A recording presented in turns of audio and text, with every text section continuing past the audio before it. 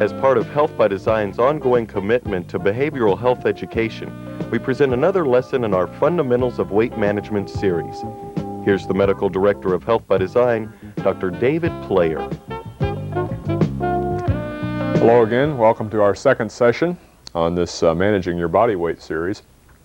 Today we're going to go part of the time on a review of the things we talked about last week, and then spend some time talking about why we're fat, why diets have seemed to fail us so much in this culture. I think we have to mix a little bit of those two things together. If you remember last week we talked some about body composition. I've redrawn our friend here as a mixture of several different things. Remember that human beings are made up of bones and muscles and fat and something that I call the tank. I know you won't find the tank if you go looking for it in an anatomy book, but we nevertheless have a tank inside us, and we'll spend a lot of time next week talking about tanks.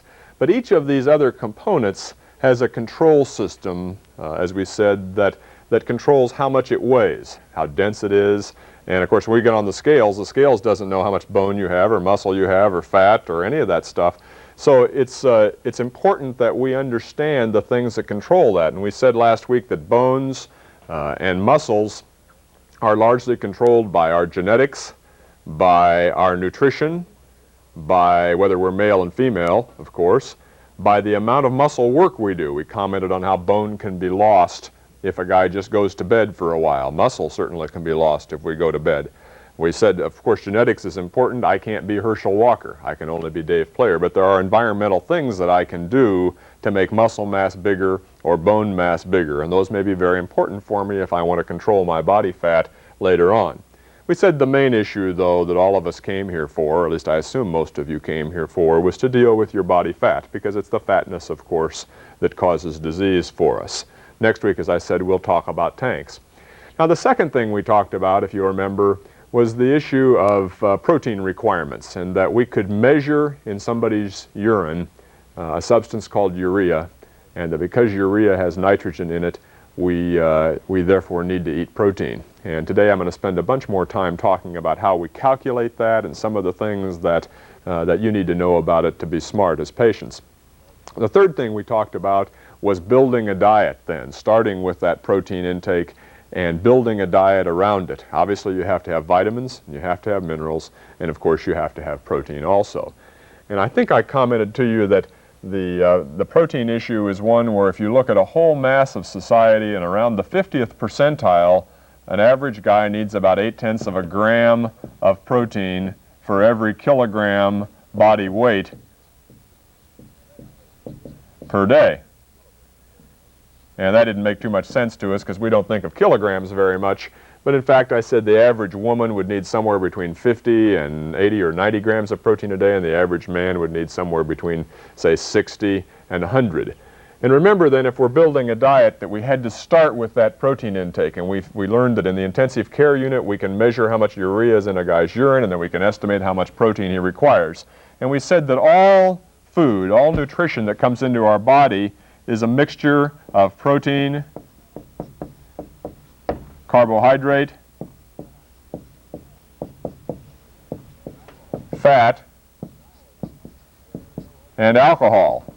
To my knowledge, there are no other ways that we actually get nutrition into our body. You can include fiber or water in the mixture of things that come into our body, but in fact those things, the fiber stays inside our colon, the water is obviously important but doesn't have any calories or real nutritional value.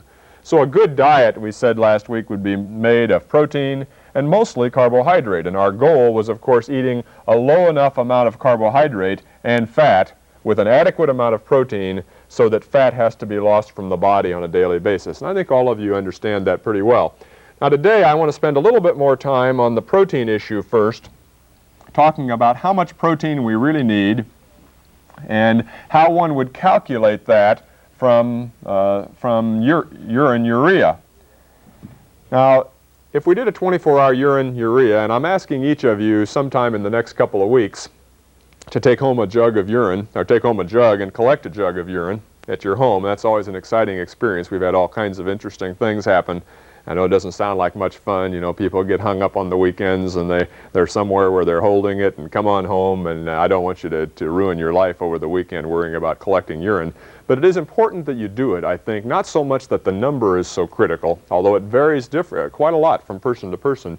But I think it's important for you to know that in fact you have urea, you have nitrogen in your urine, and if for some reason you went for a long period of time without taking in any protein, you'd be losing lots more urea, lots more nitrogen than you're taking in. I often go up to a homemaker in the audience and say, well, you have children? And the lady will say, yes. And I said, and you love them? Yes. And I said, well, what would happen if you fed your son during the next year, you fed him apples and oranges and grapes, potato chips, Fritos, Wheaties, other kinds of breakfast cereal, Twinkies, brownies, orange juice, tomato juice? What would happen if you fed your child like that for a year? And the lady usually says something like, well, I guess he'd be fat. And I always say, no, he'd be dead. Because what was wrong with that diet that I just gave you? That's right, that was a diet that didn't contain any protein. And we don't think about that, but that experiment's being done in various parts of the world. Not an experiment anybody wants to do, but of course our mothers taught us to eat eggs and meat and dairy products and vegetables that contain protein. So we don't have that sort of thing happen. Yet you look at some of the kids right here in our own city, and you know they had a diet for days that was those same things. It actually sounds like a pretty good diet, and it was. It had good carbohydrate content. Some of those things had too much fat, but not an item I mentioned had any protein. So it's very, very important that we have an idea how much protein a person should have. Now, if you do a 24-hour urine in the next couple of weeks, you'll get back a number that'll be something like, oh, let's say 7 grams of urea in your urine. And 7 grams of urea is just the amount that's in your urine. Now, the truth is that you and I put out urea other places too. We lose nitrogen in our sweat, and we lose nitrogen in our stools. So you have to have some kind of a fudge factor if you're going to calculate exactly how much protein a guy needs. And the reason we're doing this, of course, is we're also individual. Generally speaking, men might put out a little more than women, but we've seen a lot of women who need 90 or 100 grams of protein, and a lot of men who only need 50. So it's quite a variable. So we add a fudge factor of about 3 grams to our 7 that we found in the urine. That's for stools and for sweat. And we get a total of 10 grams of urea. Now we multiply by a fudge factor of about 6.2 to get grams of urea into grams of protein in diet. So we'd find that this particular person needed around 62 grams of protein. And so if you and I were building a diet, all we'd have to do is find foods that added up to 62 grams of protein, and this person would be in perfect balance. Now, last week we talked about the fact that when you and I gain weight, regardless of what the reason was that we began to gain, I gave you an example of a guy who stopped playing tennis. It could also be a guy who stopped eating protein. Whatever, if he lost lean mass and then as he gained weight, he gained lean mass also. Right? Remember, so you get a guy who is both big and fat and heavy. But a lot of the gain was lean stuff because we're bench pressing this bigger human being again. Now, of course, when you lose weight, you'd want to lose that weight also. You wouldn't want to be this 290-pound guy who now has 240 pounds of lean mass and no fat. We'd still be a kind of funny-looking guy. So as you lose weight, of course, you want to lose some lean mass. And most of the medical literature says that around 25% of what you and I lose when we're on a really good diet should calculate as non-fat tissue. So if we're doing a diet, we wouldn't have to match this 62 grams right on. And generally speaking, I tell our patients that you'd take about 80% of that for this patient because he's going to lose about 20% that is not fat. And 80% of 62, let's see, 8, 2, 16, 49, that would be about 50 grams of protein that person would need while he was doing a calorie-reduced diet. Now, the interesting thing about people, let's say you get a number like 7 grams the first time you collect it, and then a person goes from a 1,500-calorie diet down to an 800-calorie diet or a 600-calorie diet. Very interesting thing happens. You measure the urine the next time when the person's on his diet, and now the urine urea has gone up to 9 grams. Very interesting. As we cut our calories back, our protein requirements rise. So you are, right now, doing the kind of dieting that you're doing, eating the kind of a regimen that you're on, requiring more protein than you will probably ever require in your life unless you're sick. So let's say this person had 9 grams in the urine. That's 9 plus 3 for the stools and the sweat, and that comes to 12 grams. Now we're at 12 times 6.2, which puts us something over 75 grams or so of protein. We take that times 80%, and we come out that this person now on a low-calorie diet needs more in the neighborhood of 60 to 65 grams of protein in his diet. So you can see that one of the things that influences how much protein we need in our diet is how many calories we're eating. Suffice it to say that you're requiring more protein now than you will require any other time. Now, an interesting thing, let's say that you begin to add carbohydrates to your diet. And that's the way I like people to do it. I like them to stay on their diet supplement, plus adding apples, oranges, grapes, bananas, fruits, things like that as they get to the ideal weight where they want to live. And let's say that you were on a diet of nothing but diet supplement for a while, and then you decided the very first week that you were going to add 5 apples. So you went from 500 calories to 1,000 calories. What happens to urea? Well, what has been, say, 10 grams in the urine goes down to 8.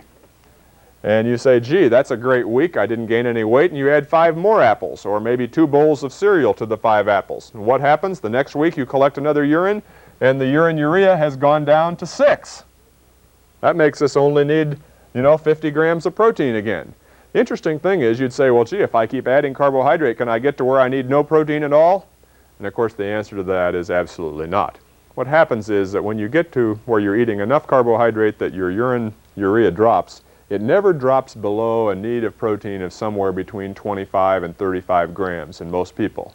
And we learned that from kidney failure patients, people that I've spent so much time with over the years. We found out, remember the thing in the blood that causes people to get sick with uremic poisoning is urea, or is protein waste products. And we found that if you could keep people from eating protein, you could keep them off dialysis for longer.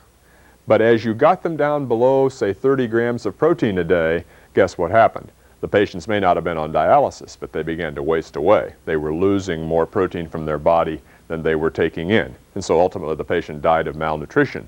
So we don't do that now. We place people on dialysis much earlier than that. But you can delay dialysis by decreasing protein intake.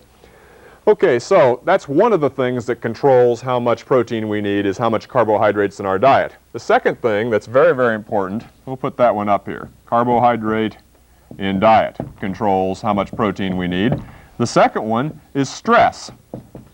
And by that I mean either psychological stress or physical stresses. If a man has a terrible psychological stress coming up, it's now been shown that the amount of urea in his urine rises. If he's worried all the time, if he's angry, if he has a unsettling situation where he just can't get control, we make more cortisone in our body, and because we make more cortisone and other hormones, we put out more urea in our urine. So stress causes a need for increased protein. Physical stresses. Surgery is one of the biggies. If a person has a surgical procedure or is badly infected, the urea in the urine goes out of sight. In fact, that we can't even give people enough protein. I have patients who get sick in the hospital, who've had surgery, who may lose up to 2 pounds of muscle mass a day. Just a frightening loss of lean tissue. So stress is one of the real biggies. Interestingly, women have gross variations in the amount of urea they put out at different stages of their menstrual cycle. And it's, as you might add, you get to the lowest level sometime around ovulation, and then urea rises and actually gets to its highest point sometime right before a menstrual period. And I always tell women that you might be down about a steak by the time you get to your period. And when you think about it, when are women most hungry? Sure, women get ravenous often right before menstrual periods. And at least many of us feel that the whole problem is that they've been down on protein for some time. Obviously there are other complexities there, hormones, progesterone, and things like that we'll talk about later. But clearly women's protein needs cycle during their menstrual month. So there's a lot of stuff that affects urea, and what I want you to do when you collect your urine urea is just get the sense that that stuff is in your urine, and if you do not eat back protein, you'll ultimately be in trouble. The basis, the hallmark of every good diet is adequate protein, adequate vitamins, adequate mineral. Okay, I think I'll leave urea. We'll spend more time on that in other lectures, but I hope you have a good sense of the need for protein in your diet. Now the next topic I'd like to touch on for a minute is the issue of where does the fat go? I always get a lot of terrific answers when I do this. Well, people will say, well, it's burned off, or it disappears, or it floats into the air, or land knows what happens to the fat. I don't know if you've thought about what happens to your fat. You came here to a diet program, and people say, well, gee, I guess it must go out in your sweat, or in your urine, or in your stools, but I've never seen any fat in the urine. What really happens? Well, of course, it's a chemical reaction. You're right, it's a chemical reaction. And I'll draw up here a molecule of fat, and fat doesn't really look like this, but fat has a combination of carbons, hydrogens, and oxygens all mixed together in long chains. And let's take some fat here, and let's put it in the oven. At what temperature? That's right, 98.6. We put it in the oven at 98.6, and we mix some oxygen with it so it burns. And interestingly, it gives off heat, so many calories of heat, and it also gives off some energy in the form of something we call ATPs. And these are energy-providing phosphates for our cells. They're the reason the reaction occurs. And two waste products come off from this reaction. The first one is carbon dioxide, and we can all get rid of some fat that way. That's, we blow it off. And the second is water, which has weight. Carbon dioxide has no weight. Water has weight. So in essence, if you and I had 1 pound of yellow, greasy fat, and we wanted to put it into this reaction, it would ultimately become 1 pound of water over here. Since this has no weight, and heat has no weight, and ATPs have no weight, then we're left with fat simply becoming water. And I'd like to draw this for you in a different diagram, because we'll spend time on this in future weeks. I want to draw this reaction, and we'll kind of look at where the water goes. Hope everybody has this on their notes. I know you have it on your outline in front of you, so you don't really have to put all this down. Now let's draw another little man. Again, these little men are not intended to look like any of you. They're simply to make a point. Let's pretend we've got this guy, and this is an ugly guy. Okay, we've got this guy, and he has a box of fat that he'd like to get rid of. And the fat, as I just told you, goes to water and carbon dioxide. So it's like he's got a spigot coming out over here that drains water into this different box, a different tank. And so let's have some drips coming down here, and there's a fluid level in there. And now there's two spigots coming out of this reservoir. One of them goes over here to another reservoir that we will call your bladder. Drip, drip, drip. And the other one goes over here to another reservoir that I have called your tank. So all day for the last few weeks, you have been drip, drip, dripping the water made from your fat into this reservoir in your body. And the water sits there, and it has a choice of two places to go. It can either go over here into your bladder, or it can go over here into your tank. Now you say, man, I'd like to lose it all in my bladder. Well, you may like to lose it all in your bladder, but that isn't the way it goes, as some of you have already found out. Obviously, people come in here some weeks and lose 5 pounds, and come in other weeks and lose 1 pound. Or some people actually gain weight occasionally.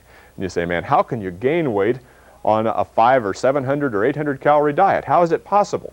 Well, it's possible because the water that was made from your fat that week, remember the fat's gone, but the water that's made from the fat drips into this other tank. And the thing that controls the tank, and we'll spend much more time on this next week, the thing that controls the tank are things that control salt retention in your body. So if you have any number of things that make you hold on to salt, you will hold on to water coming from this reservoir into your tank. And I'll just put a few of those things up today. Next week we'll spend much, much more time talking about it. The first thing that makes you hold on to salt, and hence water move from here to here, is just increasing salt in your diet. As you and I increase salt in our diet, water must come from here into there. The second thing that can happen is having a menstrual period, ladies. Women have hormones that go to the kidney tubules and cause them to hold on to salt, and when they do that, of course, the water must come from this space into this space. People who take what we call non-steroidal anti-inflammatory drugs, that's Motrin and Advil and Naprosyn and Indocin and Telectin and Voltaren and a whole host of them that you and I take for arthritis or bursitis or inflammation, or now even headaches people take, and menstrual cramps and things like that. So let's call that typically Motrin or something like that. And we'll put them in there because all of those drugs cause you and me to hold on to salt, and hence water would move from this space into this space. The fourth thing is what I call inflammation. Anything that causes inflammation in the body can make you and me hold on to salt, and when we do, we must hold on to some of the water with it. And the classics there are a sunburn. I don't know, we don't think about that very often. My record here at Health by Design was a girl who went down to Corpus, laid on the beach for 4 days on a 500 to 700 calorie diet and gained 9 pounds. 9 pounds in just 3 or 4 days. You think she wasn't disappointed in her diet?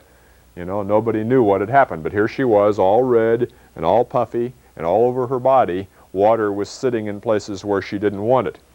The other example of inflammation would be something like where you and I go pump iron, and we lift weights and we use muscles we haven't used for a long time, and when we do that, of course, our muscles begin to grow, particularly in guys, not so much in girls, but it can happen. And when your muscles are sore the day or two after a new activity, bingo, water that would have gone out in the bladder goes into muscle, and muscles get bigger. I've done that experiment on myself 100 times. I don't do bench pressing very often, but when I go bench press and use my pectoral muscles differently, I always weigh 2 pounds more for a few days after that.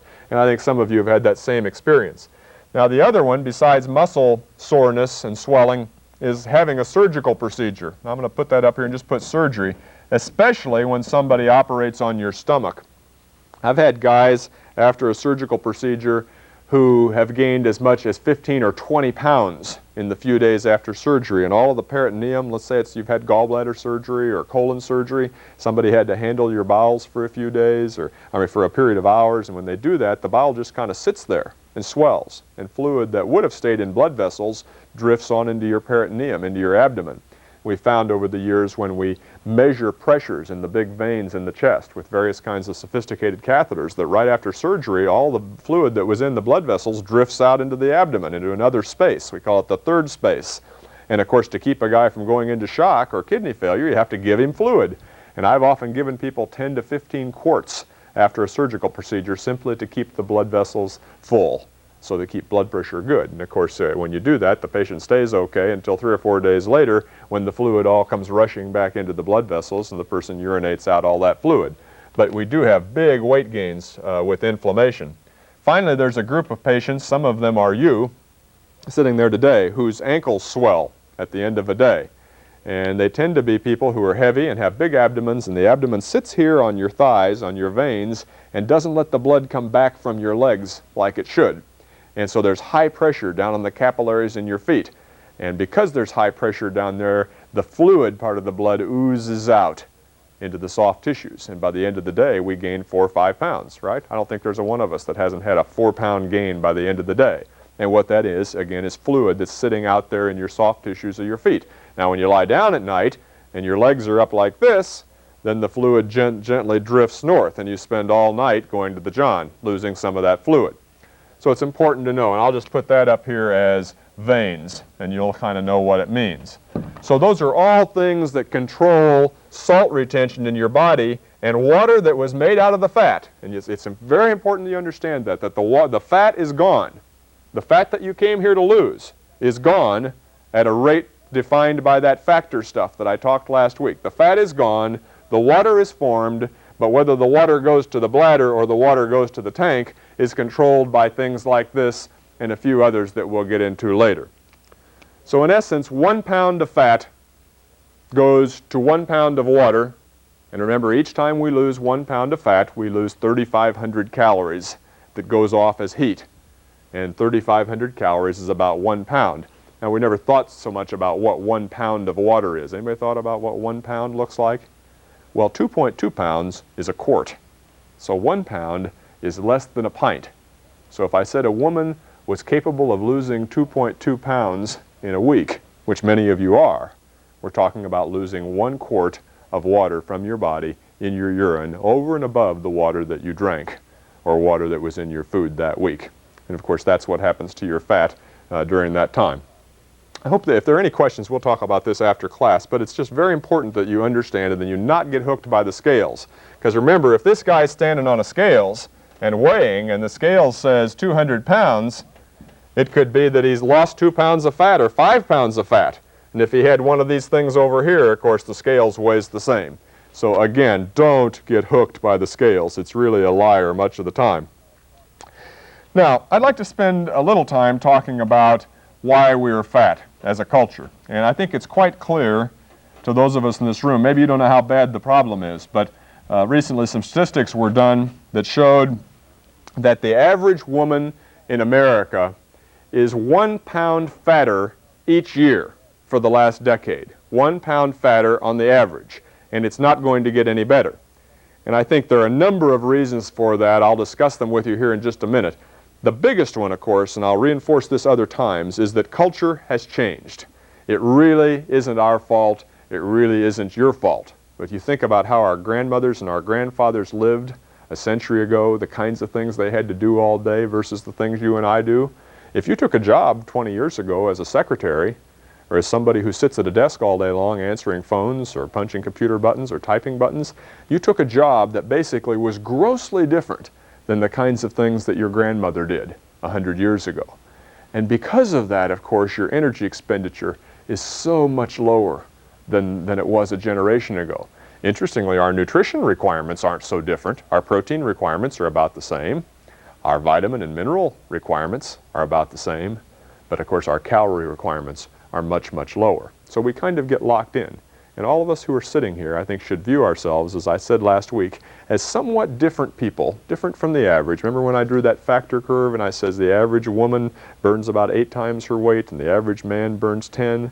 Well, there's a bunch of people out in society who burn 16 and 14. They don't come to Health by Design. And there's a few unfortunate souls over here who burn 6 and 4 times their body weight.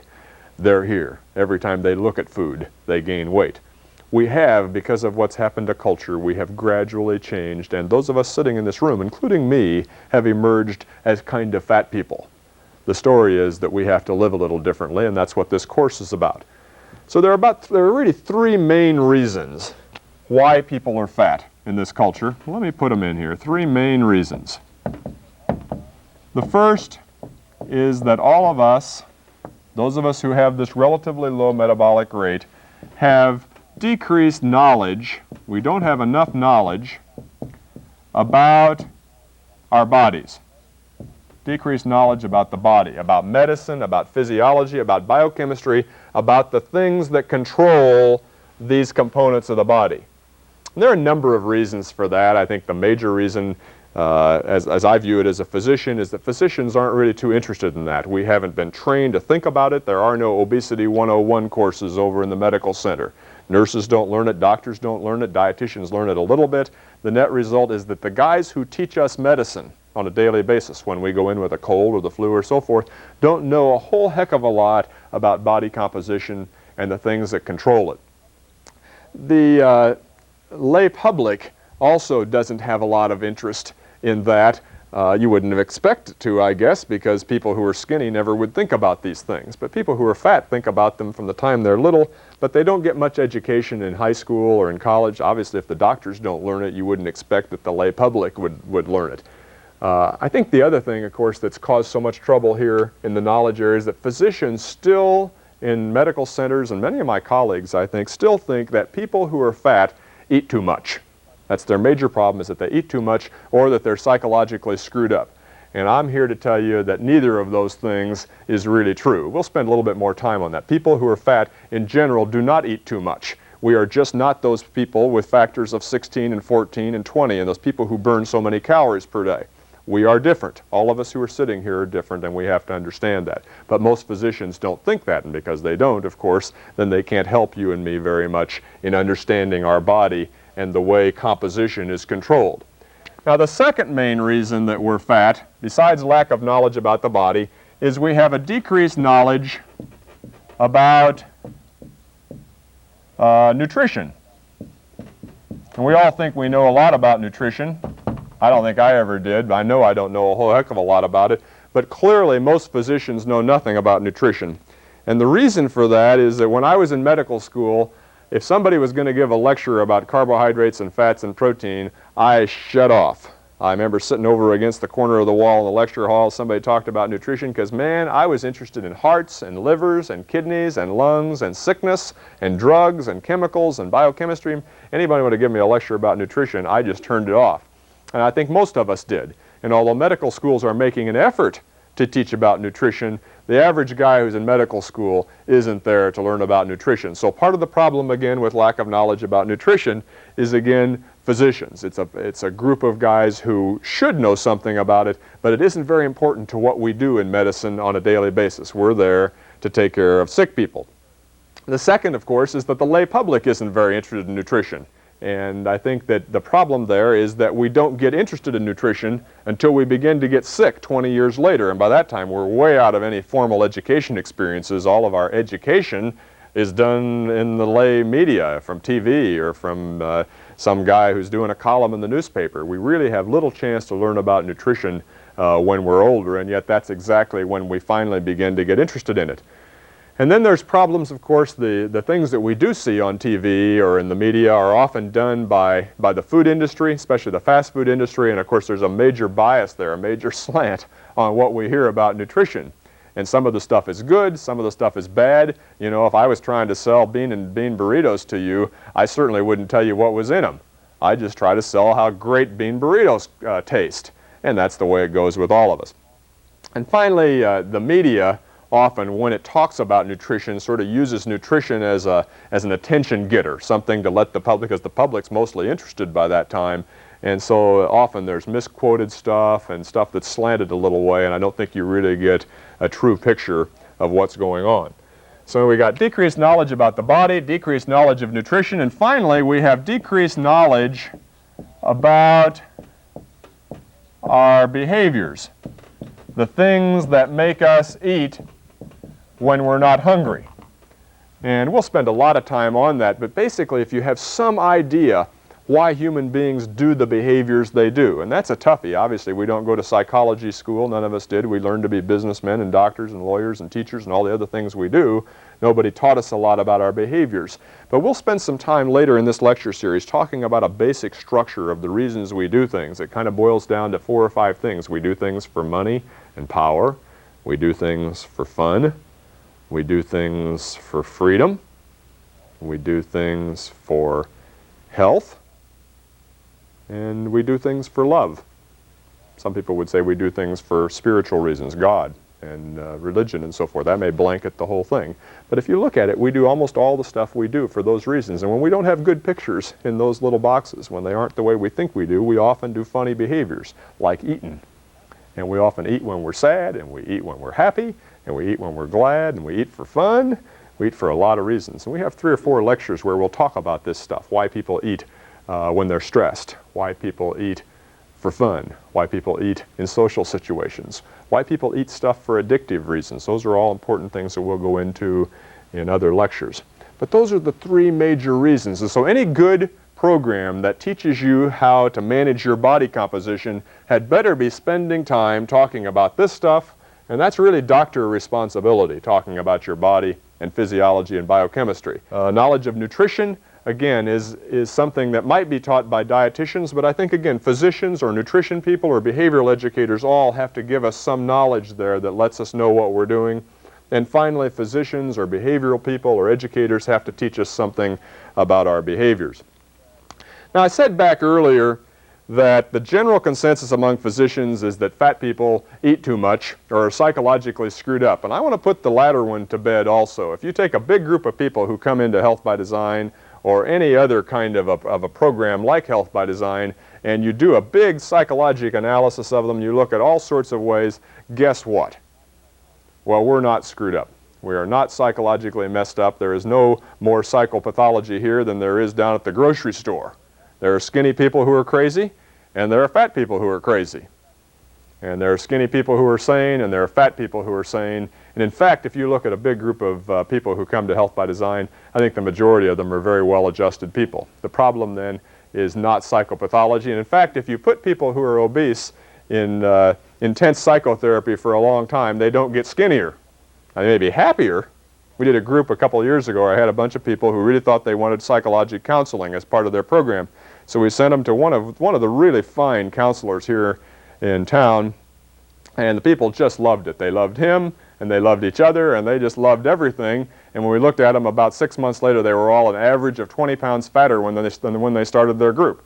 So clearly, the treatment of obesity does not really involve shrinking people, but it does involve their understanding of behaviors, which is in some way related to psychology. So I want you just to know that we are not bad, that we are not nutty, and we are not crazy. We have to learn something about our body, about nutrition, about our behaviors if we're hoping to get well. Now, the last thing I thought I'd touch on is something that we all understand well. It's a reason why diets don't work so often, and it's something that I call the Monday syndrome. The Monday syndrome starts something like this. Some Thursday or Wednesday, you and I take a look at our bodies in the mirror, or the doctor tells us we're too fat, or somebody says something that's derogatory about us, and we get angry, and we decide we're finally going to do something about this weight problem. And so we look at it, and it's Wednesday afternoon, and you say to yourself, next Monday, I'm finally going to do it. I'm finally going to take care of this diet.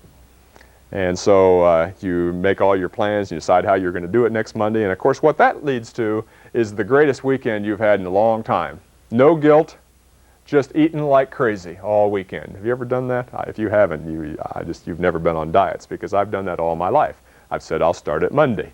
And so the weekend is just a pure pig out. And I know how you guys got ready for this program. I know you've already told me how you got ready for it. It was a great weekend before we started here. And so you eat like crazy all weekend because there's no guilt. No guilt at all, because you're doing it Monday. And so on Monday comes, and you go to work, and you have a good, you get through breakfast all right. You know, you ate an egg and a couple of sprouts and a piece of rye toast, and you headed on off to work. And about 10:30 in the morning, a guy called up and said, Bill, come on, let's go out to lunch. Go out to Chili's for some burgers. And you thought about it, and you said, gee, this guy's an important client. You know, I can't just blow him off and tell him I'm on a diet. I guess I'll go with him. And so you go off to lunch with the guy, and there you are sitting there, and there's the burgers flying around. You say, well, shoot, I'll start the diet tomorrow. For heaven's sakes, I'll eat with Bill. And after you've had the burger, of course, you had to have some fries, and then you had to have a shake, and pretty soon you've had 2,000 calories already. So Monday ends, and you have a big supper, because heck, your diet never started on Monday morning. Might just as well wait till Tuesday morning. And you get out to Tuesday morning, and you get halfway through your day. Maybe you made it through breakfast okay on your diet, and you made it through lunch okay, and your mother-in-law calls, and she's bringing over her tuna pot pie. Now, she loves it, and she's going to watch you eat it. Okay, so you get home that night, and to tell your mother-in-law that you're not eating her special thing, you just don't do stuff like that. That's social eating. And so you get the tuna pot pie, and it tasted so doggone good, you really couldn't mince through it. She made you have seconds, and by the time you're done, of course, you're at 2,000 calories again, and your diet still hasn't started. And Wednesday, you have a very frustrating day at work. You know, you stepped on the dog's tail on the way out to work, and you slipped, and the car didn't work, and the kid was sick, or 1,000 other things. And by mid-morning, you were going for Snickers bars. It was just an awful morning. You hated what you did, but lo and behold, there you were. And now it's Wednesday afternoon already, and you haven't started your diet yet, so what do?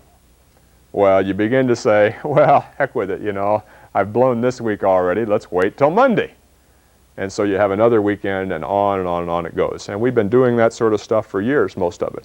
And I'm here to tell you that if you do these things, you may still have Mondays, and we'll have new weeks and new months and new years and new decades. But the truth is that somewhere in here there's some knowledge that will get us through so we won't have to be thinking about Mondays all the time. And I know it's kind of fun and we laugh at ourselves, but we've all been through too many Mondays already. And I want you to view this place and the people who work here as the end of the Monday syndrome, the end of diets, because diets really don't work. There are 3 new diets a day, every day in this country. And diets, just as it turns out, don't work. Maybe some of them work, but what really works, of course, is a change in how you and I approach this whole issue of body composition and our knowledge about nutrition and our knowledge about our behaviors. A few years ago, maybe some of you saw this, Connie Chung had a program done out on the West Coast called Life in the Fat Lane. And she went into a schoolroom with a bunch of 10-year-olds, a bunch of 4th graders, I think it was. And they held up silhouettes for the children. Never forget, this is a very impressive thing. They held up silhouettes of children, and one of them was a silhouette of a fat child, and the other silhouette was one of a skinny child. And they held up the silhouettes, and they went over to one side of the room, and they says, now tell us about this child. And it wasn't a specific picture, it was just a silhouette. And the kid said, well, that's a kid who lacks initiative, and it's a kid who wouldn't be very trustworthy, and a kid who wouldn't be very good at sports, and so forth. And then they brought in the other silhouette, and they showed it to the same kids later in the day. And they said, well, that's a kid I'd like to have for my friend. He's obviously got lots of energy, and he's a very nice guy, and he's probably a very popular person, and so on and so forth. And the only difference in the silhouettes, the only difference, was that one silhouette was of a fat child, and the other silhouette is of a skinny child. And in our culture, we've now seen the average child in America, girl in this culture, is having her first diet by the time she's 10. We are becoming fatter as a culture, and we have to understand this stuff, and we have to do something about it. And it's not going to fix itself. If I said the average woman is now 1 pound fatter than she was last year, and next year she'll be 1 pound fatter than she is this year. And if that kind of stuff is happening in society, we've got to do something about it. And of course, it has to start with doctors and with educators and places like Health by Design. So put your whole energy into this stuff. Review your notes. Learn the stuff about the body and the composition. Learn about what a good diet is. Collect your urine. Do your 24-hour. Look at it. Get a sense for how protein is important in your diet. Review the side effects and the things that cause you to not feel good when you're on diets, and use the escapes that I told you, the more salt, more carbohydrate, more protein, etc. And let's really do this thing in spades so we don't have to do it again, so we don't have to think about whether I'm going to start Monday again in the future. Thanks so much. Next time we'll talk about tanks. We'll spend a lot of time talking about the controls on the tanks. For now, don't get hooked by the scale. I'll see you next week. Thanks a lot.